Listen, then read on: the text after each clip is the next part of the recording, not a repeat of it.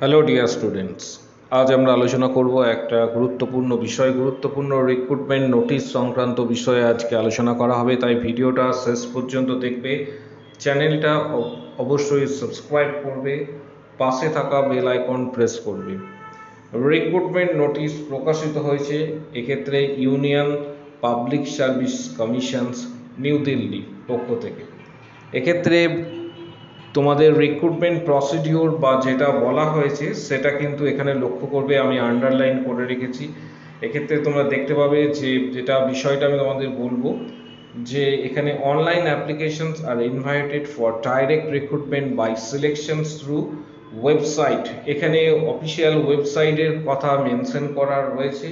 ওয়েবসাইটটা আমি পরবর্তী ক্ষেত্রে আমাদের ভিডিওর কমেন্ট বক্স সেকশন এবং ডেসক্রিপশন বক্সে দিয়ে দেবো, সেখানে তোমরা দেখে নেবে যে ওয়েবসাইট কি upsconline.nic.in। এখানে বলা হয়েছে যে অনলাইন রিক্রুটমেন্ট, এখানে পোস্টের সংখ্যা যেটা উল্লেখ করা হয়েছে সেটা গুরুত্বপূর্ণ, 1930 ভ্যাকেন্সি। অর্থাৎ আবারও রিপিট করছি, 1930 ভ্যাকেন্সি। তাহলে এক্ষেত্রে যে ভ্যাকেন্সিটা দাঁড়াচ্ছে সেটা হচ্ছে 1930 ভ্যাকেন্সি, 1930 ভ্যাকেন্সি প্রকাশিত হয়েছে। এবং যার মধ্যে তোমাদের জানাবো যে ইউআর ক্যাটাগরি যারা রয়েছে তাদের ক্ষেত্রে ইউআর ক্যাটাগরি 892, ইডাব্লিউএস ক্যাটাগরি হচ্ছে 193, ওবিসি ক্যাটাগরি 446, এসসি ক্যাটাগরি 235 এবং এসটি ক্যাটাগরি হচ্ছে 164 এবং পিডাব্লিউডি 168 কিন্তু রিক্রুটমেন্ট হতে চলেছে। যেটা মূলত কোথায় রিক্রুটমেন্ট হবে সেটা হচ্ছে এখানে আমি তোমাদের একটু আগে বললাম, ইএসআইসি ডিপার্টমেন্ট,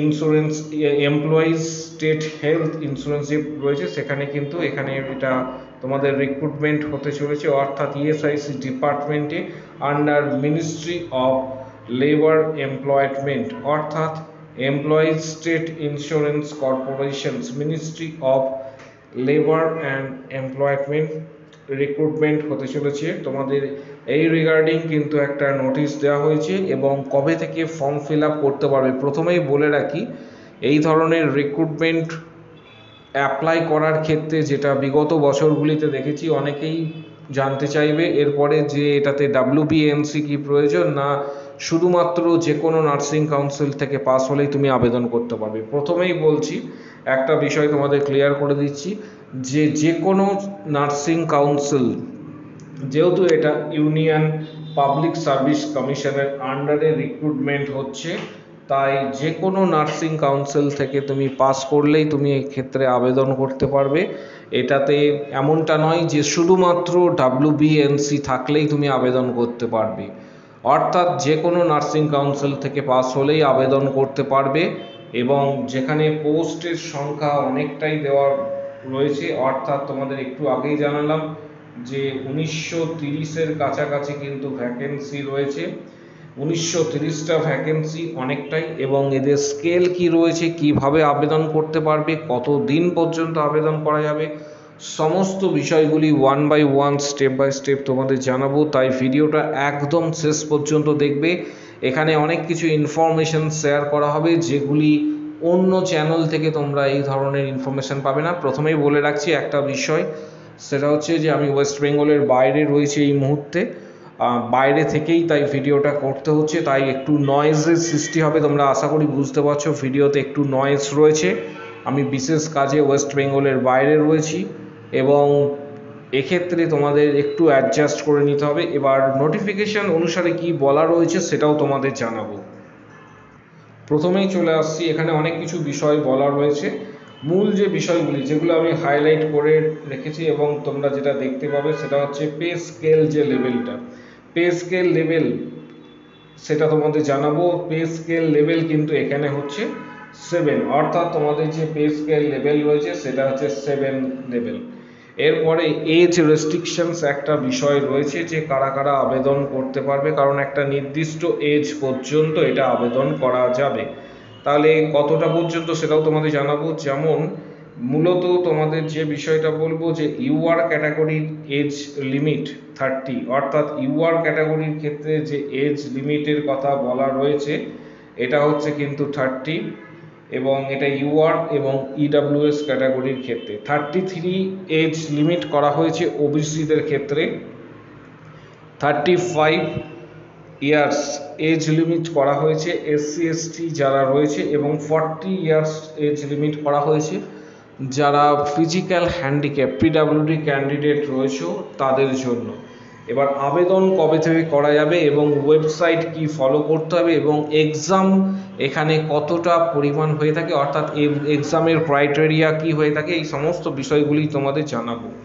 এক্ষেত্রে একটা বিষয় তোমাদের বলে থাকছি যে একটা বিষয় সেটা হচ্ছে যে তোমাদের অ্যাপ্লিকেশন সাবমিট যেটা তোমরা ফর্ম ফিল আপ করতে পারবে সেটা 28শে মার্চ থেকে শুরু অ্যাপ্লিকেশন করা যাবে 3 এপ্রিল পর্যন্ত। এখানে যে ডেটটা দেওয়া রয়েছে অর্থাৎ 28শে মার্চ থেকে এখানে যে আবেদন করা যাবে সেটা হচ্ছে 28শে মার্চ থেকে 3 এপ্রিল পর্যন্ত 7 দিন সময়সীমা দেওয়া রয়েছে, আবেদন করতে পারবে।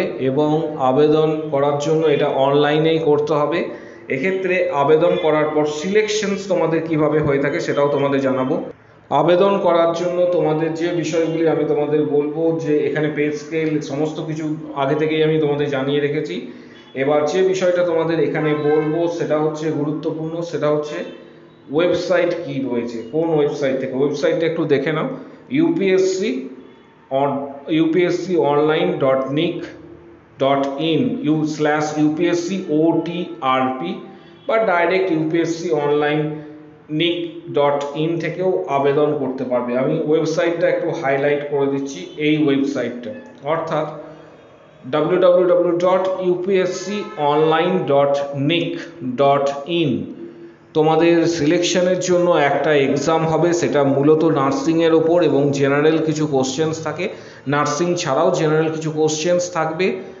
বিগত বছরগুলিতে যেটা দেখেছি মূলত নার্সিংয়ের ওপরই এক্সাম নেওয়া হয়। এছাড়া তোমাদের যে বিষয়টা বলবো সেটা হচ্ছে যে নার্সিংয়ের পাশাপাশি জেনারেল অ্যাওয়ারনেস, জেনারেল নলেজ এই সমস্ত বিষয়েও কিন্তু কোশ্চেন্স হতে পারে। যাবতীয় তথ্য কিন্তু আসবে। এক্ষেত্রে রিক্রুটমেন্ট প্রসিডিওর যখন থেকে শুরু হবে তখন তোমাদের উদ্দেশ্যে ভিডিও করে কিন্তু জানিয়ে দেবো। আজকে যেটা তোমাদের দেখালাম এটা একটা নিউজ পেপার থেকে প্রচারিত হয়েছে, একটা daily news paper, English news paper থেকে প্রচারিত হয়েছে। বিষয়টা তোমাদের সঙ্গে শেয়ার করা ছিল। আগামী দিনে আরও অনেক ভ্যাকেন্সি আসবে, তাই অবশ্যই আমাদের যে চ্যানেল রয়েছে সেই চ্যানেলটা এডু নার্সিং তন্ময় স্যার চ্যানেলটা সাবস্ক্রাইব করবে, পাশে থাকা বেল আইকন প্রেস করবে এবং বন্ধুদের উদ্দেশ্যে ভিডিওটা প্রচুর শেয়ার করবে।